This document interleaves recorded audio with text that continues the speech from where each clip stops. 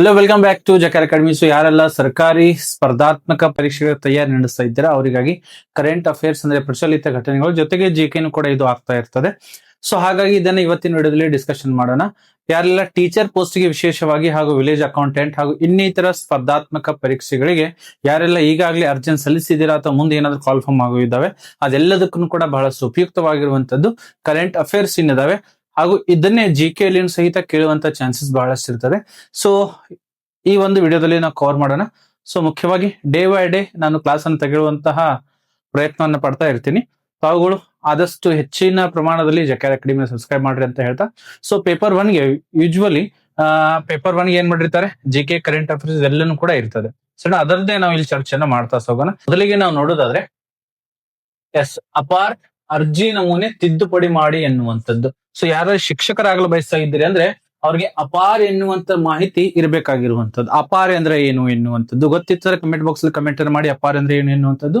So ಇಲ್ಲಿ ತಿದ್ದುಪಡಿಯನ್ನ ಮಾಡಿ ಎನ್ನುವಂಥದ್ದು ಆಕ್ಚುಲಿ ಏನಿದೆ ಅಂದ್ರೆ ಸುಪ್ರೀಂ ಕೋರ್ಟ್ ನಲ್ಲಿ ನಡೆದಿರುವಂತ ಅಪಾರ್ ಐಡಿ ಬಗ್ಗೆ ಒಂದಿಷ್ಟು ಕೇಸಸ್ ನಡೆದಿದ್ದು, ಅದರ ಬೇಸಿಸ್ ಮೇಲೆ ಅದಕ್ಕಾಗಿ ಇವತ್ತಿನ ನ್ಯೂಸ್ ಪೇಪರ್ ಅಲ್ಲಿ ಇದನ್ನು ಕೊಟ್ಟಿದ್ದಾರೆ. ಅಪಾರ್ ಯೋಜನೆ ಎಂದರೇನು ಎನ್ನುವಂಥದ್ದು. ಅಪಾರ್ ಅಂತ ನಾವು ನೋಡೋದಾದ್ರೆ ಅಪಾರ್ APAAR ಅಪಾರ್ ಅಂತ ಕರಿತೀವಿ. ಅದರ ಫುಲ್ ಫಾರ್ಮ್ ಅನ್ನ ನೋಡೋದಾದ್ರೆ automated permanent academic account registry ಎನ್ನುವಂಥದ್ದು ಇದರ ರಿಜಿಸ್ಟರ್ ಇರ್ತದೆ. ಹಲವಾರು ಪರೀಕ್ಷೆಯಲ್ಲಿ ನಿಮಗೆ ಇದನ್ನ ಕೇಳಬಹುದು, ಅಪಾರ್ ಫುಲ್ ಫಾರ್ಮ್ ಏನು ಎನ್ನುವಂಥದ್ದು. ಸೊ ಅಪಾರ್ ಅಂದ್ರೆ ಇದು. ಇನ್ನು ಅಪಾರ್ ಎಂದರೆ ಏನು ಎನ್ನುವಂತ ತಿಳಿದುಕೊಳ್ಳೋಣ. ಏಕರೂಪ ಗುರುತಿನ ಚೀಟಿ ಅಂತ ಕರಿತೀವಿ, ಐಡೆಂಟಿ ಕಾರ್ಡ್. ಯಾರಿಗಾಗಿ? ವಿಶೇಷವಾಗಿ ವಿದ್ಯಾರ್ಥಿಗಳಿಗೆ ನೀಡ್ತಾರೆ. ಕೇಂದ್ರ ಶಾಲಾ ಶಿಕ್ಷಣ ಸಚಿವಾಲಯ ಸಿಬಿಎಸ್ಇ ಕಡೆಯಿಂದ ರಾಷ್ಟ್ರೀಯ ಶಿಕ್ಷಣ ನೀತಿ NEP 2020 ಅಡಿಯಲ್ಲಿ ಈ ಒಂದು ಯೋಜನೆ ಅದರ ಬಗ್ಗೆ ಒಂದು ದೇಶ ಒಂದು ಏಕರೂಪ ವಿದ್ಯಾರ್ಥಿ ಗುರುತಿನ ಚೀಟಿ, one nation one student ID ಎನ್ನುವಂಥದ್ದನ್ನ ಗಮನದಲ್ಲಿ ಇಟ್ಕೊಂಡು ಆ ಒಂದು ಶಿಫಾರಸಿನ ಮೇಲೆ ಇಡೀ ದೇಶಾದ್ಯಂತ ಇದನ್ನ ಜಾರಿಗೆ ತರಲಾಗಿದೆ ಆಲ್ರೆಡಿ. ಸರಿನಾ? ಆಲ್ಮೋಸ್ಟ್ ನಮ್ಮ ಕರ್ನಾಟಕ ರಾಜ್ಯದಲ್ಲಿ ಕೂಡ ಇದೆ, ವೇರಿಯಸ್ ಸ್ಟೇಟ್ಸ್ ಗಳಲ್ಲಿ ಕೂಡ ಇದು ಆಲ್ರೆಡಿ ಸ್ಟಾರ್ಟ್ ಇದೆ ಅಪಾರ್ ಐಡಿ ಎನ್ನುವಂಥದ್ದು. ಸೊ ಇದು ಮುಖ್ಯವಾಗಿ 12 ಅಂಕಿಗಳ ಸಂಖ್ಯೆ ಇರ್ತದೆ. ಯಾವ ತರ ನಮ್ಮ UID ಅಂದ್ರೆ ಆಧಾರ್ ಕಾರ್ಡ್ ಇರ್ತದೆ, ಅದೇ ತರ ಆಧಾರ್ ಮಾದರಿಯಲ್ಲಿನೇ ರಾಜ್ಯದ ಎಲ್ಲಾ ಪ್ರಾಥಮಿಕ ಮತ್ತು ಪ್ರೌಢಶಾಲಾ ವಿದ್ಯಾರ್ಥಿಗಳಿಗೆ ನೀಡಲಾಗುತ್ತಿರುವ 12 ಅಂಕಿಯ ವಿಶಿಷ್ಟ ಗುರುತಿನ ಇದು ಚೀಟಿ ಆಗಿರ್ತದೆ. ಒಂದು ಕಾರ್ಡ್ ಇರ್ತದೆ, ಒಂದು ನಂಬರ್ ಇರ್ತದೆ. ನೀವೇನಾದ್ರೂ ಸ್ಟೇಟ್ ಆಫ್ ಕರ್ನಾಟಕದಲ್ಲಿ ಕಲಿತಾ ಇದ್ರೆ ಯಾವ ತರ ಸ್ಯಾಟ್ಸ್ ID ಇರುತ್ತೆ, ಅದೇ ತರ ಅಪಾರ್ ಐಡಿನೂ ಕೂಡ ಇವಾಗ ರೆಡಿ ಆಗ್ತಾ ಇದೆ, ರೆಡಿ ಆಗಿದೆನೋ ಸಹಿತ ಹಲವಾರು ವಿದ್ಯಾರ್ಥಿಗಳದ್ದು. ಮುಖ್ಯವಾಗಿ ಪ್ರಾಥಮಿಕ, ಪ್ರೌಢ ಹಾಗೂ PUC first year and second year ಅಲ್ಲಿವರೆಗೂ ಕೂಡ ಇದು ಇಂಪ್ಲಿಮೆಂಟೇಶನ್ ಆಗತ್ತೆ. ಸೊ ಮುಖ್ಯವಾಗಿ ಇದರ ಒಂದು ಹಿನ್ನೆಲೆ ಏನು ಎನ್ನುವಂಥದ್ದು, ಆಕ್ಚುಲಿ ಇದು ಒಡಿಶಾ ಹೈಕೋರ್ಟ್ ಒಂದು ತೀರ್ಪನ್ನ ಕೊಟ್ಟಿತ್ತು.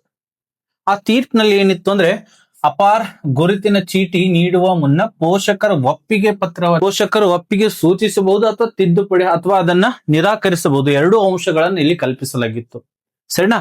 ಹಲವಾರು ಜನ ಒಡಿಶಾದಲ್ಲಿ ಏನ್ ಮಾಡಿದ್ರು ಪೇರೆಂಟ್ಸ್ ಅಂದ್ರೆ, ನಮ್ಮ ಮಕ್ಕಳಿಗೆ ನಾವು ಅಪಾರ್ ಐಡಿಯನ್ನ ನಾವೇನ್ ಮಾಡ್ತೀವಿ, ಅದರ ಜೊತೆಗೆ ಹಲವಾರು ಅಪಾರ್ಗೆ ಆಧಾರ್ ಲಿಂಕ್ ಅನ್ನ ಮಾಡ್ಬೇಕಾಗಿರುವಂತದ್ದಿದೆ.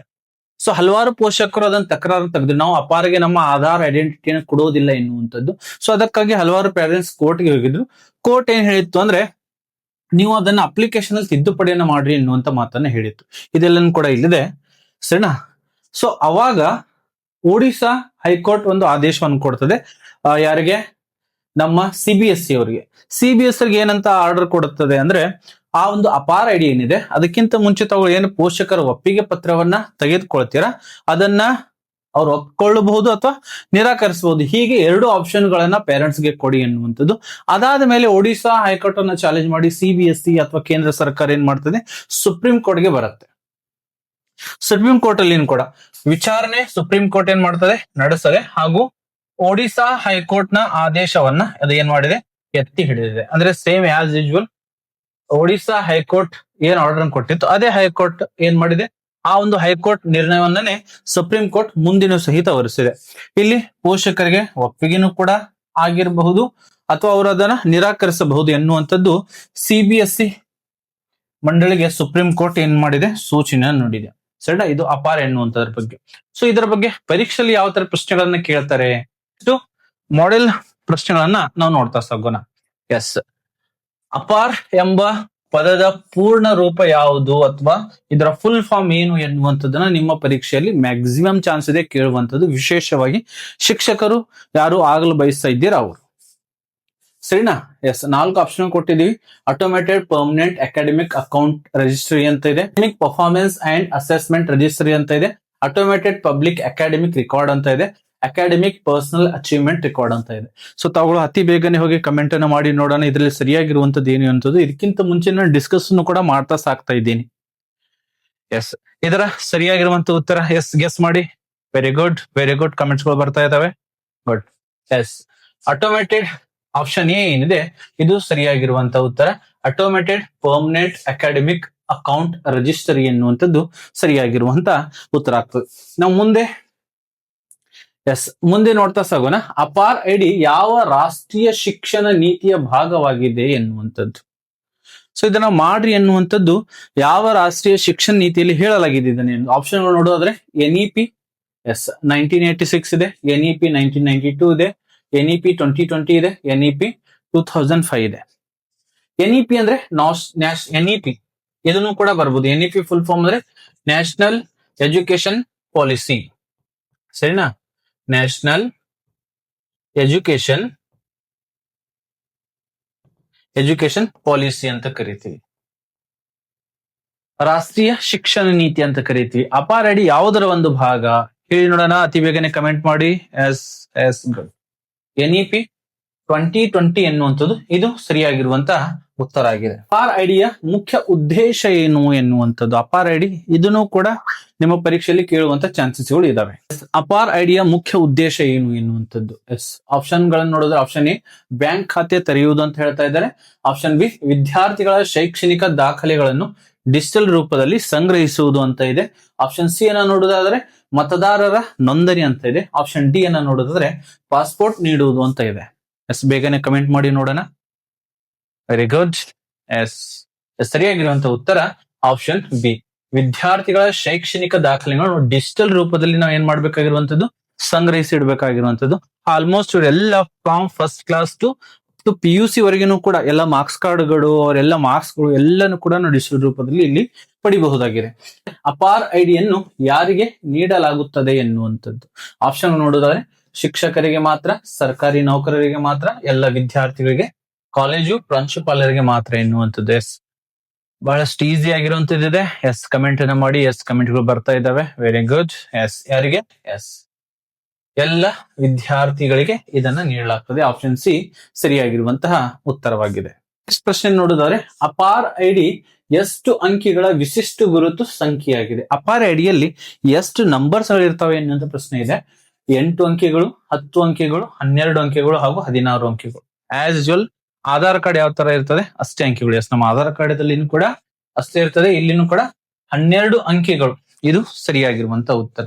ನಾವು ನೆಕ್ಸ್ಟ್ ಪ್ರಶ್ನೆ ಹತ್ರ ಸಾಗೋಣ. ನಮ್ಮ ನೆಕ್ಸ್ಟ್ ಪ್ರಶ್ನೆ ಏನಿದೆ, ಅಪಾರ್ ಐಡಿ ಯಾವ ಡಿಜಿಟಲ್ ವ್ಯವಸ್ಥೆಯೊಂದಿಗೆ ಸಂಪರ್ಕ ಹೊಂದಿದೆ. ಇದನ್ನ ಕನೆಕ್ಟ್ ಮಾಡಿದ್ದಾರೆ. ಅಪಾರ್ ಐಡಿಯಲ್ಲಿ ಇರುವಂತ ಎಲ್ಲ ಮಾಹಿತಿ ಒಂದು ಡಿಜಿಟಲ್ ಆಪ್ ನಲ್ಲಿ ತೆಗೆದುಕೊಳ್ತವೆ. ಅದು ಯಾವುದು ಎನ್ನುವಂಥದ್ದು. ಡಿಜಿ ಲಾಕರ್ ಇದೆ, ಭೀಮ್ ಆಪ್ ಇದೆ, UPI ಇದೆ, ಫಾಸ್ಟ್ಯಾಗ್ ಇದೆ. ನೋಡಿ, ಭೀಮ್ ಆಪ್ ಹಾಗೂ UPI ಇದೆಲ್ಲನೂ ಕೂಡ ಮನಿ ಟ್ರಾನ್ಸ್ಫರ್ ಮಾಡೋದಕ್ಕೆ ಯೂಸ್ ಮಾಡ್ತೀವಿ. ಫಾಸ್ಟ್ಯಾಗ್ ಇದು ವೆಹಿಕಲ್ ಗೆ ಸಂಬಂಧಿಸಿದಂತೆ. ಡಿಜಿ ಲಾಕರ್ ಏನಿದೆ ನಮ್ಮ ಎಲ್ಲ ಡಿಜಿಟಲ್ ಮಾಹಿತಿ, ಇದು ಪರ್ಸನಲ್ ಆಗಿರುವಂತ ಎಲ್ಲ ಡಿಜಿಟಲ್ ಮಾಹಿತಿ ಇಲ್ಲಿ ನಮ್ಮ ಆಧಾರ್ ಆಗಿರ್ಬೋದು, ಪ್ಯಾನ್ ಆಗಿರ್ಬೋದು, ನಮ್ಮ ಮಾರ್ಕ್ಸ್ ಕಾರ್ಡ್ಗಳಾಗಿರ್ಬೋದು, ಇದು ಅಪಾರ್ನು ಸಹಿತ ಡಿಜಿ ಲಾಕರ್ಗೆ ಕನೆಕ್ಟ್ ಅನ್ನ ಮಾಡಿದ್ದಾರೆ. ಓಕೆನಾ? ನೆಕ್ಸ್ಟ್ ಪ್ರಶ್ನೆಗೆ ನಾವು ನೋಡೋದಾದ್ರೆ ಅಪಾರ್ ಯೋಜನೆಯನ್ನು ಜಾರಿಗೆಗೊಳಿಸಿರುವ ಸಚಿವಾಲಯ ಯಾವುದು. ಯಾವ ಮಿನಿಸ್ಟರಿ ಇದನ್ನ ಜಾರಿಗೆಗೊಳಿಸ್ತಿದೆ ಅನ್ನುವಂಥದ್ದು. ಆಪ್ಷನ್ ನೋಡಿದ್ರೆ ಹಣಕಾಸು, ಶಿಕ್ಷಣ ಸಚಿವಾಲಯ, ಕೃಷಿ ಮತ್ತು ಆರೋಗ್ಯ ಸಚಿವಾಲಯಗಳು. ಅಪಾರ್ ಇದು ಎಜುಕೇಶನ್ ರಿಲೇಟೆಡ್ ಆಗಿರೋದ್ರಿಂದ ಆಪ್ಷನ್ ಬಿ ಶಿಕ್ಷಣ ಸಚಿವಾಲಯ ಇದು ಸರಿಯಾಗಿರುವಂತ ಉತ್ತರ ಆಗಿರುತ್ತದೆ. ಇನ್ನು ನೆಕ್ಸ್ಟ್ ನೋಡಿದ್ರೆ ಅಪಾರ್ ಐಡಿ ಮೂಲಕ ಕೆಳಗಿನ ಯಾವ ಮಾಹಿತಿಯನ್ನು ಸಂಗ್ರಹಿಸಬಹುದು ಎನ್ನುವಂಥದ್ದು. ಅಪಾರ್ ಐಡಿಯಲ್ಲಿ ಯಾವೆಲ್ಲ ಡಾಕ್ಯುಮೆಂಟ್ಸ್ ಗಳು ವಿದ್ಯಾರ್ಥಿಗಳದಿರ್ತವೆ ಎನ್ನುವಂಥದ್ರ ಬಗ್ಗೆ ಕೇಳಿದ್ದಾರೆ. ಆಪ್ಷನ್ ಎ ನೋಡಿದರೆ ಶೈಕ್ಷಣಿಕ ದಾಖಲೆಗಳು, ಆಪ್ಷನ್ ಬಿ ಪರೀಕ್ಷಾ ಫಲಿತಾಂಶಗಳು, ಆಪ್ಷನ್ ಸಿ ಪ್ರಮಾಣ ಪತ್ರಗಳು ಅಂತ ಇದೆ, ಆಪ್ಷನ್ ಡಿ ಮೇಲಿನ ಎಲ್ಲವೂ. ಕಮೆಂಟ್ ಅನ್ನ ಮಾಡಿ ನೋಡೋಣ ಬೇಗ. Very good. ಆಪ್ಷನ್ ಡಿ ಮೇಲಿನ ಎಲ್ಲವೂ. ಶೈಕ್ಷಣಿಕ ದಾಖಲೆಗಳು ಕೂಡ ಇರ್ತವೆ, ಪರೀಕ್ಷಾ ಫಲಿತಾಂಶ ಕೂಡ ಇರ್ತದೆ, ಅವರ ಸರ್ಟಿಫಿಕೇಟ್ಸ್ ಕೂಡ ಇರ್ತವೆ. 10th ಮಾರ್ಕ್ಸ್ ಕಾರ್ಡ್ ಆಗಿರ್ಬೋದು, PUC ಮಾರ್ಕ್ಸ್ ಕಾರ್ಡ್ ಆಗಿರ್ಬೋದು, ಅದೆಲ್ಲನೂ ಕೂಡ ಅಪಾರ್ ಐಡಿ ಮೂಲಕ ಇರ್ತವೆ. ನೆಕ್ಸ್ಟ್ ಪ್ರಶ್ನೆ, ಅಪಾರ್ ಐಡಿ ಯಾವ ಪರಿಕಲ್ಪನೆಯೊಂದಿಗೆ ನಿಕಟವಾಗಿ ಸಂಬಂಧಿಸಿದೆ? ಸೊ ಇದರ ಯಾವ ಪರಿಕಲ್ಪನೆ, ಏಕೆ ಇದನ್ನ ಜಾರಿಗೆ ಮಾಡಿದ್ದಾರೆ? ಆಪ್ಷನ್ ಗಳನ್ನ ನೋಡುವುದಾದ್ರೆ ತಾವು ಆಪ್ಷನ್ ಅನ್ನು ನೋಡಬಹುದು. Yes, one nation one student ID, one nation one ration card, digital India banking, PM Kisan. ಎಸ್, ಬೇಗನೆ ಆನ್ಸರ್ ಅನ್ನ ಮಾಡಿ ನೋಡೋಣ. ನಾನು ಆಲ್ರೆಡಿ ಡಿಸ್ಕಷನ್ ಮಾಡಿದೆ, ಪ್ರತಿಯೊಂದು ವಿಷಯದ್ದು ಡಿಸ್ಕಷನ್ ಮಾಡಿ ಆಮೇಲೆ ಕ್ವಶನ್ ಗಳನ್ನ ಕೇಳ್ತಾ ಇದ್ದೀನಿ. ಎಸ್, ಸರಿಯಾಗಿರುವಂತದ್ದು one nation one student ID ಎನ್ನುವಂತಹ ಅದರ ಒಂದು ಪರಿಕಲ್ಪನೆ ಇದೆ. ಆ ಒಂದು ಪರಿಕಲ್ಪನೆ ಆಧಾರವಾಗಿ ಇಟ್ಕೊಂಡು ಅಪಾರ್ ಐಡಿಯನ್ನ ಕ್ರಿಯೇಟ್ ಅನ್ನ ಮಾಡಿದ್ದಾರೆ. ಅಪಾರ್ ಐಡಿ ವಿದ್ಯಾರ್ಥಿಗಳಿಗೆ ಯಾವ ಪ್ರಯೋಜನವನ್ನು ಒದಗಿಸುತ್ತದೆ? ಅಪಾರ್ ಐಡಿಯಿಂದ ಏನೆಲ್ಲ ಲಾಭಗಳಿದಾವೆ? ಎಸ್, ಆಪ್ಷನ್ ನೋಡಿದ್ರೆ ಶಿಕ್ಷಣದ ದಾಖಲೆಗಳನ್ನು ಒಂದೇ ಸ್ಥಳದಲ್ಲಿ ಪಡೆಯುವುದು. ಆಪ್ಷನ್ ಬಿ ನೋಡುವುದಾದ್ರೆ ಉಚಿತ ಬ್ಯಾಂಕ್ ಖಾತೆ ತೆರೆಯಲು. ಆಪ್ಷನ್ ಸಿ ಅನ್ನ ನೋಡುವುದಾದ್ರೆ ಉಚಿತ ಪಾಸ್ಪೋರ್ಟ್ ಪಡೆಯಲು. ಆಪ್ಷನ್ ಡಿ ನೋಡುವುದಾದ್ರೆ ಉಚಿತ ಆರೋಗ್ಯ ವಿಮೆ ಪಡೆಯಲು ಎನ್ನುವಂಥದ್ದಿದೆ. ಎಸ್, ಇಲ್ಲಿ ಸರಿಯಾಗಿರುವಂತಹ ಉತ್ತರ ನೋಡುವುದಾದ್ರೆ ಶಿಕ್ಷಣದ ದಾಖಲೆಗಳನ್ನು ಒಂದೇ ಸ್ಥಳದಲ್ಲಿ ಪಡೆದುಕೊಳ್ಳುವುದು ಎನ್ನುವಂಥದ್ದು. ಸೊ ಇದಾಗಿತ್ತು ಮಕ್ಕಳೇ ನಮ್ಮ ಕರೆಂಟ್ ಅಫೇರ್ಸ್ ಆಯ್ತು. GK ಗೂ ಕೂಡ ನೀವು ಇದನ್ನು ಕನ್ಸಿಡರ್ ಮಾಡಿಕೊಳ್ಬಹುದು. ಸರಿನಾ? ಇದು 10 ಪ್ರಶ್ನೆಗಳು ಅಪಾರ್ ಐಡಿಗೆ ಸಂಬಂಧಿಸಿದಂತೆ. ನೆಕ್ಸ್ಟ್ ಟಾಪಿಕ್ ಅಂತ ನಾವು ಹೋಗೋಣ. ನಮ್ಮ ನೆಕ್ಸ್ಟ್ ಟಾಪಿಕ್ ಯಾವ್ದಿದೆ ಅಂದ್ರೆ, ಎಸ್, ಇಲ್ಲಿ ತಗಳು ನೋಡಬಹುದು, ಬ್ರಿಟನ್ ಪ್ರಧಾನಿಯಾಗಿ ಆಂಡಿ ಬರ್ನ್ಹಮ್ ಅಧಿಕಾರಿ ಸ್ವೀಕಾರ ಎನ್ನುವಂಥದ್ದು. ಸೊ ಬ್ರಿಟನ್ ಪ್ರಧಾನಿ ಚೇಂಜ್ ಆಗಿದ್ದಾರೆ. ಸರಿನಾ? ಋಷಿ ಸುನಕ್ ಇದ್ರು, ಋಷಿ ಸುನಕ್ ಆದ್ಮೇಲೆ ಮತ್ತೆ ಬೇರೆದವರು, ಇವಾಗ ಸದ್ಯಕ್ಕೆ ಮತ್ತೆ ಏನಾಗಿದ್ದಾರೆ, ಬೇರೆದವರು ಆಗಿದ್ದಾರೆ. ಸೊ ಒಂದಿಷ್ಟು ಇದರ ಮಾಹಿತಿಯನ್ನ ನಾವು ಬ್ರಿಟನ್ ಪ್ರಧಾನಿ ಬಗ್ಗೆ ತಿಳಿದುಕೊಳ್ತಾ ಸಾಗೋಣ. ಸದ್ಯದ ಮಟ್ಟಿಗೆ ಹೊಸದಾಗಿ ಆಯ್ಕೆಯಾಗಿರುವಂತಹ ಪ್ರಧಾನಿ ಯಾರು ಅಂದ್ರೆ ಆಂಡಿ ಬರ್ನ್ಹಮ್ ಎನ್ನುವಂಥವ್ರು. ಇದನ್ನ ನೆನಪಿಟ್ಕೊಳ್ಳಿ, ಈ ಒಂದು ರಿಲೇಟೆಡ್ ಪ್ರಶ್ನೆ ನಿಮಗೆ ಬರ್ತದೆ. ಸರಿನಾ? ಈ ಒಂದು ರಿಲೇಟೆಡ್ ಪ್ರಶ್ನೆ ಬರ್ತದೆ. ಆಂಡಿ ಬರ್ನ್ಹಮ್, ಇಲ್ಲಿ ಚಿತ್ರದಲ್ಲಿ ಕೂಡ ಇದು ಪೇಪರ್ ಕಟ್ಔಟ್ ಇದೆ, ನೋಡಬಹುದು. ಇದಕ್ಕಿಂತ ಮುಂಚೆ ಯಾರಿದ್ರು, ಮಾಜಿ ಪ್ರಧಾನಿಯವರು ರಾಜೀನಾಮೆಯನ್ನು ಕೊಟ್ಟಿದ್ದಾರೆ. ಸರಿನಾ? ಕಾರಣಾಂತರಗಳಿಂದ ಅವ್ರು ರಾಜೀನಾಮೆಯನ್ನು ಕೊಟ್ಟಿದ್ದಾರೆ.